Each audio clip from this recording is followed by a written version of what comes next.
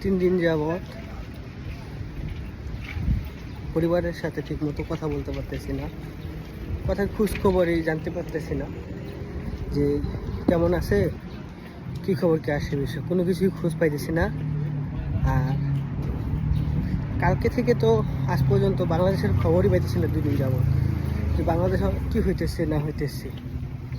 মানে যতই বাইরে দেশে থাকেন না কেন, একটা কথা শেষে কি, পরিবারের জন্য আর দেশের জন্য মন ছটফট করবেই। এটা আমি এখন বুঝতে পারতেছি যে কীরকম ছটফট করতেছে আমার ফ্যামিলির জন্য আর আমার দেশের জন্য। আমারও 2টা ছোটো ছোটো ভাই আছে, বুঝছেন, পড়ালেখা করতেছে, তো ওদেরও তো ভবিষ্যৎ নিয়ে চিন্তা করতে হবে, তাই না? তো এখন যদি মনে করেন আমার মতো ওরা প্রবাস পাড়ি জমায়,